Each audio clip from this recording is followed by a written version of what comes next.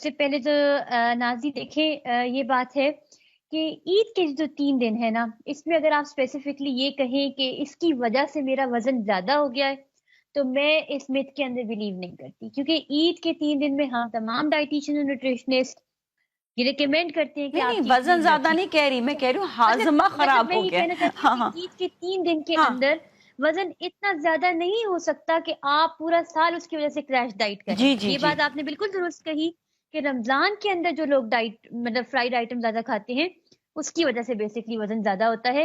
ईद के 3 दिन के अंदर ज़्यादा से ज़्यादा आपका वज़न पाउंड्स के अंदर ज़्यादा हो सकता है, केजीज़ के अंदर किसी का भी बहुत ज़्यादा वज़न नहीं नहीं हो बढ़ता। सकता। लेकिन बिल्कुल सही। बहरहाल हमें नेचुरल की तरफ जिस तरह आपने कहा ऑर्गेनिक की तरफ आना ही आना है क्योंकि वो रब्बुल इज़्ज़त ने जो हमारे लिए तरीका हम्म। सोचा हुआ है वही सबसे बेहतरीन है। बिल्कुल तो बिल्कुल। रमज़ान के बाद ईद गुज़र जाने के बाद रिकमेंडेड यही है कि हम जिस तरह उस्ता का फूड गाइड पिरामिड है, उसके मुताबिक जो कि यूएसए की तरफ से नशर हुआ है, तो उस्ता गाइड पिरामिड के तहत हम अपने डाइट के अंदर होल ग्रेन्स में से भी 6 टू 11 सर्विंग्स रखें।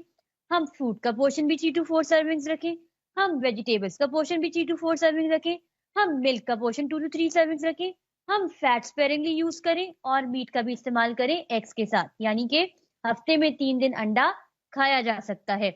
इसके अलावा एक मीडियम साइज की चपाती वेल एंड गुड, लेकिन उससे पहले ब्रेकफास्ट, लंच, डिनर हम्म 30 मिनट्स बिफोर एवरी मील एक सीजनल फ्रूट की सर्विंग रख लें। हम्म। और वो लोग जो वजन को रिड्यूस करना चाहते हैं, रिकमेंडेड ये है कि जिस तरह आपने कहा कि कुदरत ने हमारा निजाम बनाया हुआ है, तो लुए आफ्ताब के वक्त, क्योंकि उस वक्त सूरज की रोशनी के अंदर अल्ट्रा वायलेट रेज नहीं है, उस वक्त घास के ऊपर नंगे पैर चलने की आदत डालें।